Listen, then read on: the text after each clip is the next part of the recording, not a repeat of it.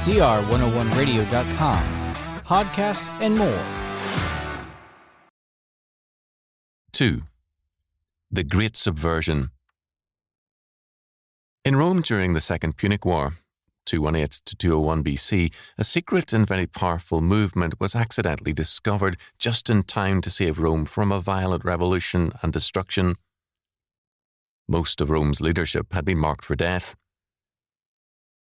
This cult or revolutionary movement, Bacchanalia, had a simple creed.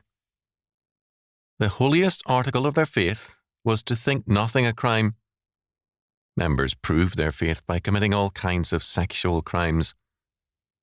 Similar movements have appeared over and over again in history, and many that are centuries apart are still closely connected. Many such movements were student movements. During the later Middle Ages, wandering students who went from university to university without ever really graduating were known as Goliards. These Goliards were what we would call folk singers, and their music had a continual hostility to Christian morality and law. These students were more interested in destroying civilization than in studying, and many rarely saw a classroom. In 19th century Russia, the nihilists who believed in nothing but revolutionary socialism were the radical students of the day. The men wore their hair very long and the women cut their hair very short. Blue spectacles were often worn as a kind of a badge. Everything about their appearance and conduct was calculated to be offensive and to show their contempt for and indifference to Christian faith and morality. The intellectuals of the day were very much in sympathy with these students. We have such students with us again, but more than that, we now have universities dedicated to creating such students. In early May 1965, the Centre for the Study of Democratic Institutions held a conference for 1,400 college presidents, deans, professors, and trustees in Los Angeles. The speakers included Robert M. Hutchins, Walter Lippmann, U.S. Supreme Court Judge William O. Douglas, and UC President Clark Kerr.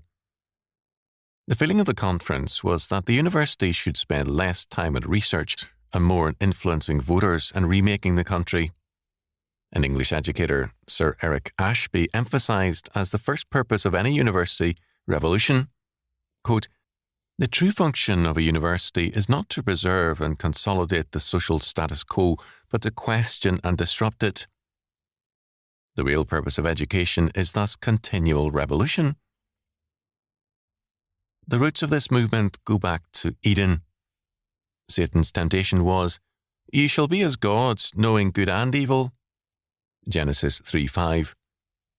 In other words, every man shall be his own God and his own law, knowing or deciding for himself what is good and evil.